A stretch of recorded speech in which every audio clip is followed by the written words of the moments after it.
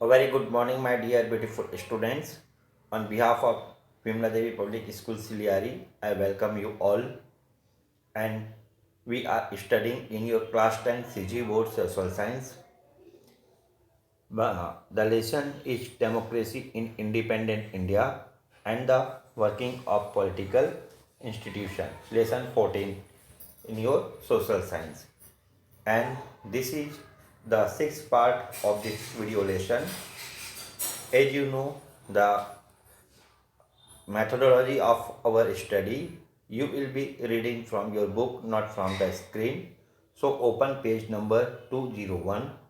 Today the topic is Bangladesh War and you will get line by line Hindi interpretation of this book.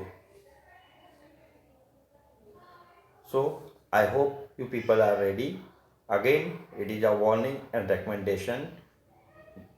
Get ready with pen and paper. Open in your book page number 209. Use your headphone. Read with me. Let's start the topic of this day, the lesson. This is the sixth part of this lesson. I hope you people have completed part 1 to 5th.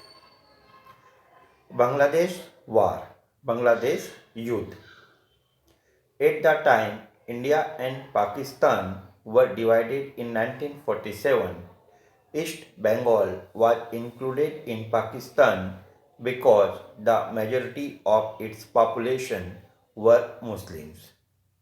1947 में जब भारत और पाकिस्तान का विभाजन हुआ था, पूर्वी बंगाल को पाकिस्तान का हिस्सा बनाया गया था क्योंकि वहाँ पर भी मुसलमान बहुसंख्यक थे. However, by 1970, tension between the eastern and western wings of Pakistan had grown to the level that the people of East Pakistan began to feel alienated and exploited. लेकिन 1970 तक पाकिस्तान के पूर्वी और पश्चिमी भागों के बीच तनाव बढ़ता गया और पूर्वी पाकिस्तान के लोगों को लगने लगा कि उनकी उपेक्षा और शोषण हो रहा है.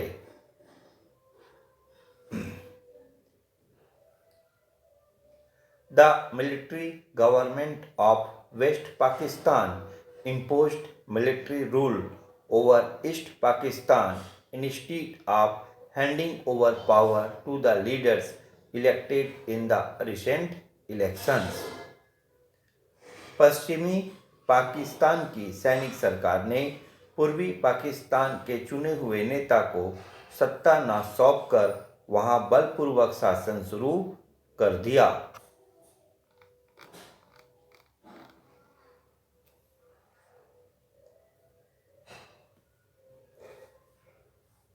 This led to a civil war between the two wings, with a large stream of refugees fleeing to India to escape the war.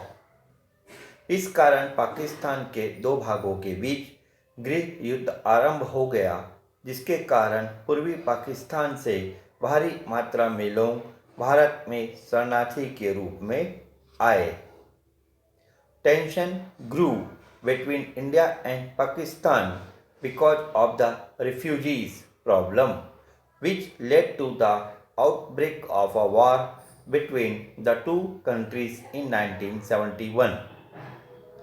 इस तनाव के चलते 1971 में भारत और पाकिस्तान के बीच युद्ध छिड़ा. India succeeded in establishing East Pakistan as an independent country, which took the name Bangladesh. Indira Gandhi was held for her strong and astute leadership that led to the liberation of Bangladesh. जैसे मैंने आपको कहा कि 1971 में भारत और पाकिस्तान के बीच युद्ध छिड़ा, जिसमें पूर्वी पाकिस्तान को आज़ाद कराने में भारत सफल रहा. पूर्वी पाकिस्तान एक नया देश बांग्लादेश बना. The next topic of this day is emergency. Apatkal. There is a provision in the Indian Constitution for the government to impose a state of emergency if it feels the integrity of the country is in danger from internal civil strife or a foreign attack. Bharat के संविधान में यह प्रावधान है, यदि सरकार यह महसूस करे कि देश में आंतरिक अशांति या विदेशी आक्रमण का खतरा है तो आपातकाल लागू किया जा सकता है।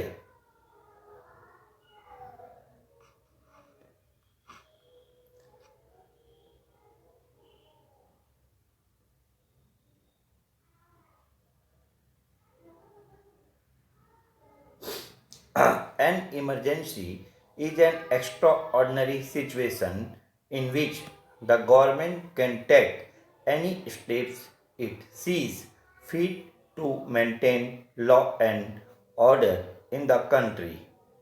आपातकाल का आशय यह है कि सरकार जरूरत के अनुसार नागरिक यानी कि आपातकाल एक तरह की असाधारण स्थिति हो सकती है जिसमें कानून और व्यवस्था बनाए रखने के नाम पर सरकार कोई भी कदम उठा सकती है।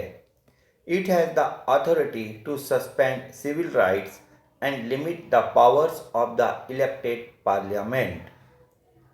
आपातकाल का आशय यह है कि सरकार जरूरत के अनुसार नागरिक स्वतंत्रताओं को स्थगित कर सकती है तथा संसद की शक्तियां भी सीमित कर सकती है।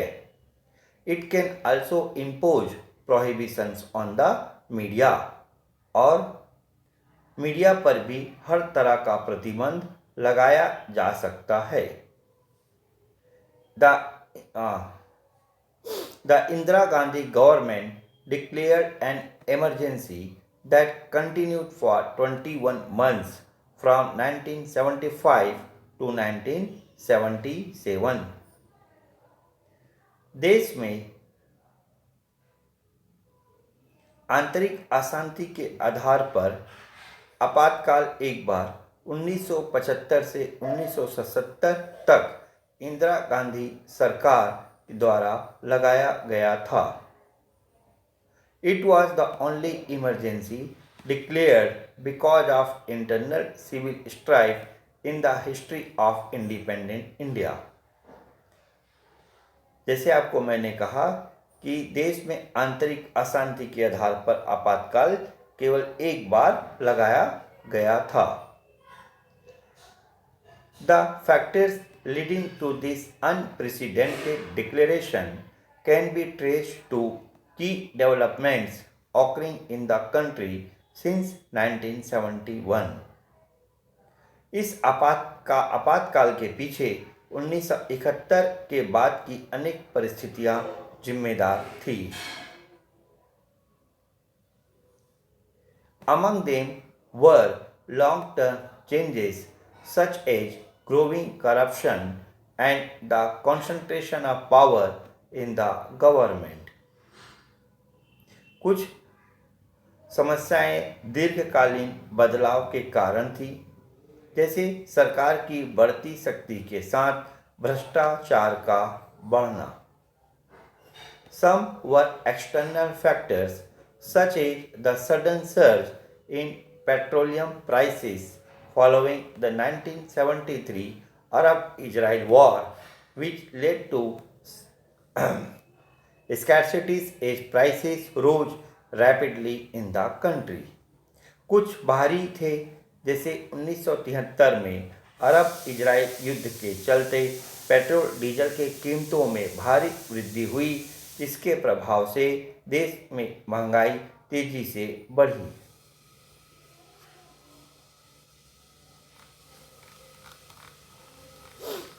The government had made populist promises during the 1971 Lok Sabha and 1972 Vidhan Sabha elections, but made no serious effort to fulfill these promises. 1971 के लोकसभा तथा 1972 के विधानसभा चुनावों में सरकार ने लोक लुभावन वायदे किए, मगर उन्हें पूरा करने की तरफ कोई विशेष प्रयास होता नहीं दिख रहा था। This led to mass dissatisfaction and unrest among the people. ऐसे में लोगों में भारी असंतोष फैलने लगा। There was a sharp upsurge in workers' strikes and anti-corruption movements. मजदूरों की हड़ताल और भ्रष्टाचार विरोध जैसे आंदोलन तीव्र होने लगे। Matters reached a head when the railway workers, under the leadership of the All India Railwaymen's Federation, went on the largest ever strike the country has witnessed in 1974. हालात उस समय और गंभीर हो गए जब पूरे देश के रेलवे मजदूर 1974 में एक अभूतपूर्व हड़ताल किए। The government used its armed security forces to try to suppress the strike, जिसे सरकार को सशस्त्र बलों की सहायता से नियंत्रित करना पड़ा। At the same time, students in Bihar and Gujarat launched an agitation demanding right to remove the unpopular MPs and MLAs. दूसरी ओर बिहार और गुजरात के छात्र अपनी विभिन्न मांगों को लेकर आंदोलन कर रहे थे।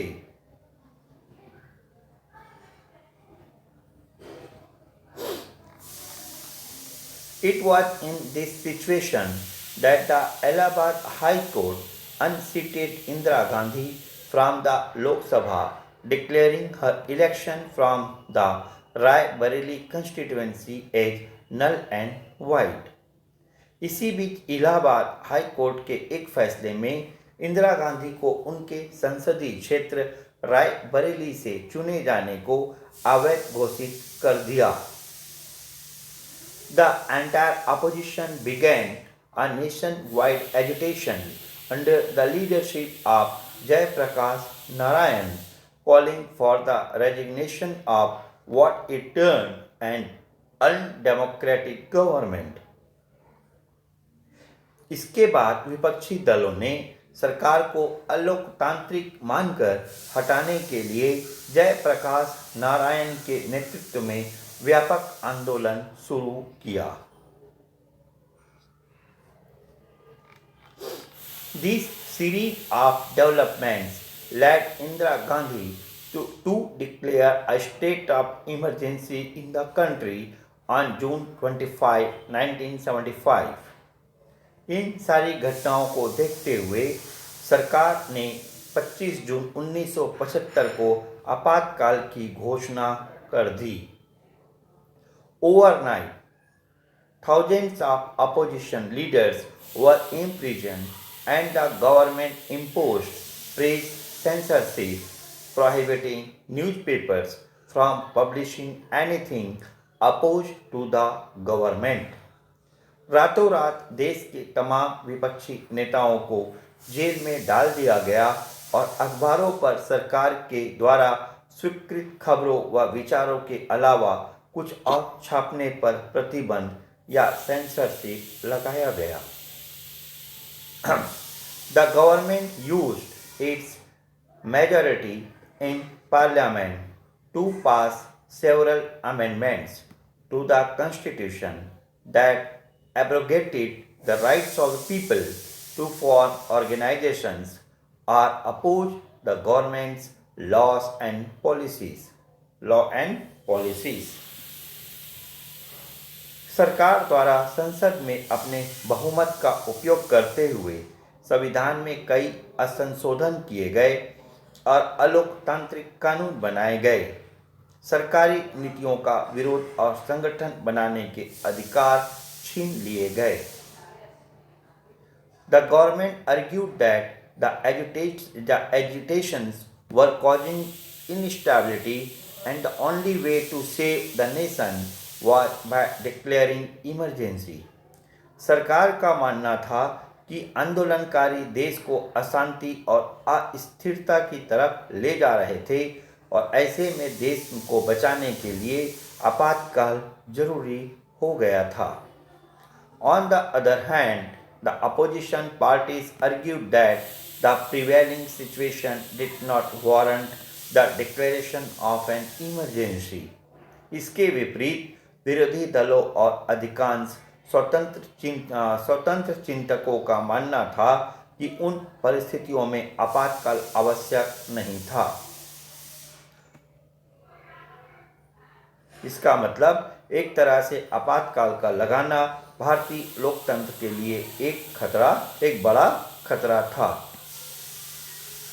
The common citizens worried about their right to freedom felt that the emergency posed a grave threat to Indian democracy. जैसे आपको मैंने कहा कि इस तरीके से आपातकाल लगाना भारतीय लोकतंत्र के लिए एक बड़ा खतरा था. The bitter experiences of the emergency brought the opposition parties together, barring the communist parties, to form the Janata Dal to contest the 1977 elections. 1977 के चुनावों में जनता द्वारा कांग्रेस की नीतियों को नकारना और पहली बार केंद्र में गैर कांग्रेसी दलों को बहुमत देना इस बात की ओर इशारा करता है कि उस समय की जनता आपातकाल के साथ में नहीं थी. राइट. इसीलिए यहाँ पे लिखा है कि the emergency posed a grave threat to Indian democracy. Right. यहाँ पे जो है लाइन जो है, the common citizens worried about their right to freedom felt that the emergency posed the grave threat to Indian democracy. अब the bitter experiences of the emergency brought the opposition parties together, barring the communist parties, to form the Janata Dal to contest the 1977 elections. और क्या हुआ कि आपातकाल के कटु अनुभवों ने देश के अधिकांश विपक्षी दलों को एकजुट किया. वाम दलों को छोड़कर बाकी सभी दलों ने मिलकर जनता दल बनाया. और these elections showed that the people of India were against the emergency, electing the Janata Dal with a resounding majority and rejecting the Congress party's policies. और 1977 के चुनाव में अभूतपूर्व जीत के बाद सरकार बनाई. The Janata Dal formed the government after emerging victorious, but internal contradictions among its constituent parties soon began to surface. As a result, the Janata Dal could not complete its term in government, leading to a fresh general elections in 1980 in which the Congress party secured a majority and Indira Gandhi once again became prime minister. लेकिन इसके बाद क्या हुआ, जैसे कि 1977 के चुनाव में अभूतपूर्व जीत के बाद सरकार तो बन गई, लेकिन अंदरूनी मतभेदों के चलते यह सरकार अपना कार्यकाल पूरा नहीं कर पाई और अंततः 1980 में फिर से चुनाव हुए, जिनमें फिर से कांग्रेस को बहुमत मिल गया और इंदिरा गांधी प्रधानमंत्री बनी. Now here is a question for you. Was the declaration of a state of emergency justified or not? आपके विचार में आपातकाल लगाया जाना उचित था या नहीं? Second question. What impact did the declaration of emergency have on the daily life of the people and on the opposition parties? आपातकाल लगाए जाने का आम जीवन और विरोधी दलों पर क्या प्रभाव पड़ा। Now next topic is rise of regional aspirations and decentralization of power। क्षेत्रीय आकांक्षाओं का उभार और सत्ता का विकेंद्रीकरण, डिसेंट्रलाइजेशन यानी विकेंद्रीकरण। Indian politics was going through an authoritarian phase after 1970 that led to centralization of power। 1970 के बाद भारतीय राजनीति में अत्यधिक केंद्रीकरण हो रहा था। The central government was gaining more control of the country's economy। केंद्र सरकार क्या हो रहा था कि केंद्र सरकार एक और अपना आर्थिक हस्तक्षेप लगातार बढ़ा रही थी और अर्थव्यवस्था को नियंत्रित कर रही थी। On the other hand, Indira Gandhi was strengthening her hold on the Congress party by sidelining all its regional leaders। दूसरी ओर कांग्रेस पार्टी में भी इंदिरा गांधी अत्यधिक शक्तिशाली बनती जा रही थी और क्षेत्रीय नेतृत्व कमजोर होते जा रहे थे। In this situation, the people in the states were finding it difficult to realize their aspirations। ऐसे में राज्यों के स्थानीय लोग अपनी आकांक्षाओं के विकास में अवरोध महसूस कर रहे थे। Tension kept building up in Jammu Kashmir, Andhra Pradesh, Punjab, Assam and other states। Jammu Kashmir, Andhra Pradesh, Punjab, Assam आदि राज्यों में स्थिति तनावपूर्ण बनती जा रही थी। Some states used the constitutional provisions to challenge the centralization। कुछ राज्यों में तो केंद्रीकरण की नीतियों को संवैधानिक ढांचे के अंदर चुनौती दी गई।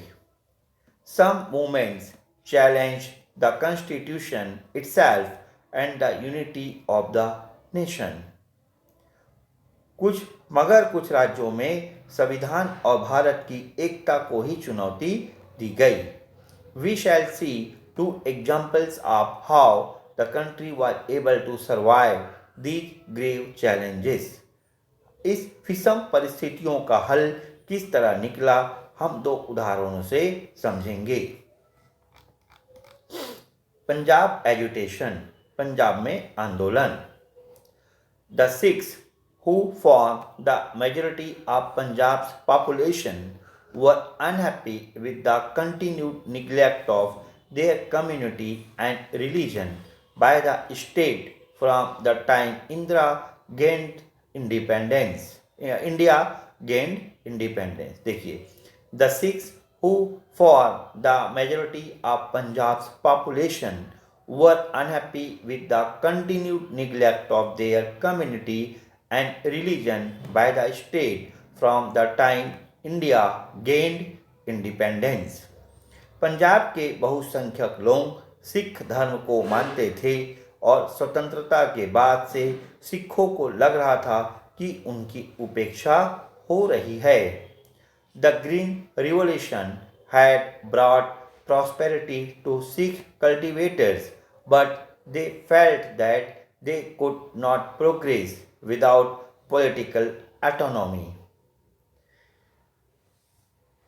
पंजाब प्रांत में हरित क्रांति के चलते सिख किसानों के समक्ष विकास के मौके बढ़ रहे थे, मगर उन्हें लग रहा था कि राजनीतिक स्वायत्तता न होने के कारण वे आगे नहीं बढ़ पा रहे हैं।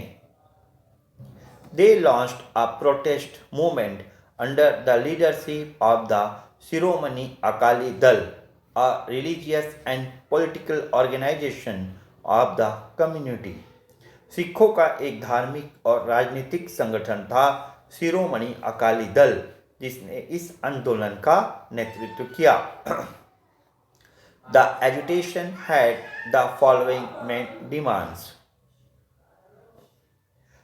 अब पंजाब आंदोलन की मुख्य मांगें निम्नलिखित थी।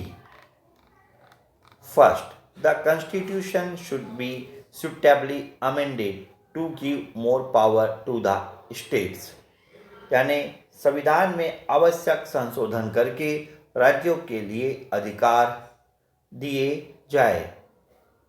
Chandigarh should be handed over to Punjab, Chandigarh Punjab को दिया जाए। Enlistment of Sikhs into the armed forces should be increased, सेना में सिखों की अधिक संख्या में भर्ती किया जाए। Punjab should get a larger share of water from Bhakra Nangal dam, Punjab को भाखड़ा नंगल डैम से अधिक पानी दिया जाए।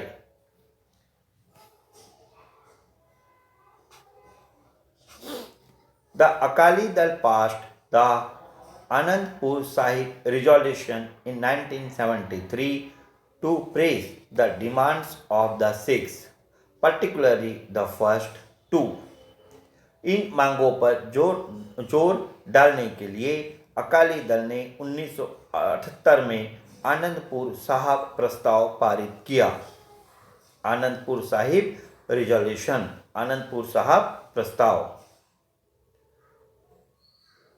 इसमें मुख्य रूप से पहली दो मांगों को जोरदार ढंग से उठाया गया। It also raised the issue of creating a Sikh state to establish the Sikh identity and restore Sikh pride, और साथ ही सिखों के वर्चस्व स्थापित करने और सिख राष्ट्र की बात हुई। It began to organize demonstrations and rail blockades after 1978 to praise these demands. Akali Dal ने इन मांगों के समर्थन में 1978 के बाद समय समय पर धरने, प्रदर्शन तथा रेल रोको आंदोलन जैसी गतिविधियां शुरू की। Around this time, the Sikh religious leader and preacher Sant General Singh Bhindranwale began fighting for the Sikh cause, launching more militant protests against the government. एक सिख धर्मगुरु जनरल सिंह भिंडरवाला ने अधिक तीव्रवादी विचारों का प्रचार शुरू किया। He took sanctuary in the compound of the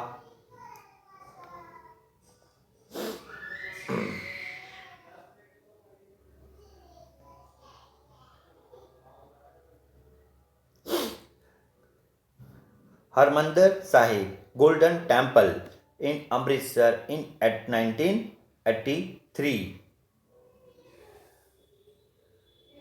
He fortified the compound, raising the demand for an independent Khalistan, which received widespread support from the Sikh youth. अब 1978 से धीरे धीरे भिंडरवाला ने आतंकवादी गतिविधियां शुरू की तथा स्वर्ण मंदिर के एक बड़े हिस्से को कब्जे में लेकर किलेबंदी कर दी।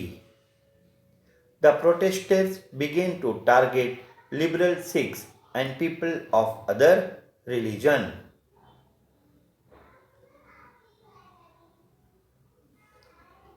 The government claimed that they were being backed by Pakistan. It initially took a conciliatory approach to the insurgency, but in June 1984, the Indira Gandhi government decided to use armed force to break Bhinderwale's hold over the Golden Temple complex and capture the separatists who were holed up in the Akal Takht, the seat of Sikh religious authority. More than 500 people were killed in the ensuing military operations that were codenamed Operation Blue Star. क्या हुआ कि उस समय जैसे आपको मैंने बताया कि जनरल सिंह भिंडरवाला ने अधिक तीव्रवादी विचारों का प्रचार शुरू किया। 1978 से धीरे धीरे भिंडरवाला ने आतंकवादी गतिविधियां शुरू की तथा स्वर्ण मंदिर के एक बड़े हिस्से को कब्जे में लेकर किलेबंदी की। उसने स्वतंत्र खालिस्तान की मांग की और उसके समर्थन में बहुत सारे युवा जुट गए। पंजाब में आए दिन उदारवादी सिखों और अन्य धर्म के लोगों पर हमले होने लगे।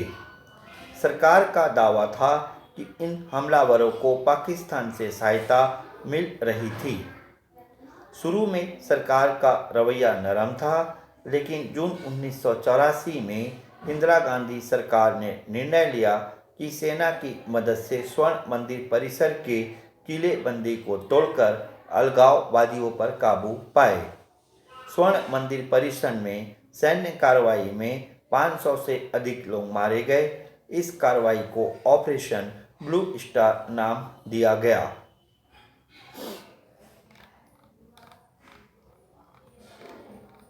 The desecration of the holiest of Sikh shrine was a grievous blow to the feelings of Sikh community.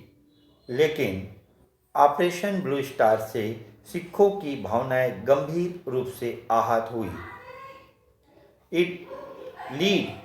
It led to the assassination of Indira Gandhi by one of her Sikh bodyguard.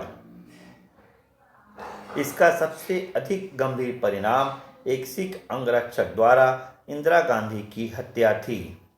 There was widespread reaction to the assassination. अब इंदिरा गांधी की हत्या की प्रतिक्रिया में देश के रूप में अनेक भागों में सिख विरोधी दंगे हुए, जिसमें हजारों लोगों की जानें गई। Thousands of Sikhs lost their lives in the anti-Sikh riots and swept across the country. Rajiv Gandhi became Prime Minister in October 1984 after Indira Gandhi's assassination, with the Congress Party winning an unprecedented victory in the ensuing general elections. Indira Gandhi की हत्या के बाद राजीव गांधी अक्टूबर 1984 में प्रधानमंत्री बने और उसके बाद हुए आम चुनाव में कांग्रेस को अभूतपूर्व सफलता मिली। Rajiv Gandhi entered into an agreement with the Akali Dal in July 1985 in a bid to reestablish peace in Punjab. Rajiv Gandhi ने पंजाब में शांति स्थापित करने के लिए जुलाई 1985 में अकाली दल के साथ समझौता किया। Called the Rajiv Gandhi Longowal Accord, it promised to review the Akali demands sympathetically, including giving Chandigarh to Punjab and other issues. Rajiv Gandhi ने, जैसे मैंने आपको बताया, कि पंजाब में शांति स्थापित करने के लिए जुलाई 1985 में अकाली दल के साथ समझौता किया, जिसे राजीव लोंगोवाल समझौता के नाम से जाना जाता है। इस समझौता के तहत पंजाब को चंडीगढ़ देने और अन्य मामलों पर सहानुभूतिपूर्वक विचार करने का ठोस आश्वासन दिया गया। Elections were held in Punjab, which the Akali Dal won to form the government. Punjab में चुनाव कराए गए, इसमें अकाली दल जीतकर सरकार बना पाई। Terrorist activities were gradually brought under control after this through sustained police action. इसके बाद धीरे धीरे पुलिस कार्रवाई द्वारा आतंकवादी गतिविधियों पर नियंत्रण किया गया। Now the second Assam movement. So my dear students, I hope this is sufficient for this video lesson. In this video lesson, in next video lesson, we will continue with the topic Assam movement. Till then, revise your lesson, do your work, and complete the reading of part 1 to 6. This is the sixth part of this video lesson. Do your work properly because exams are not far away. I say goodbye to you.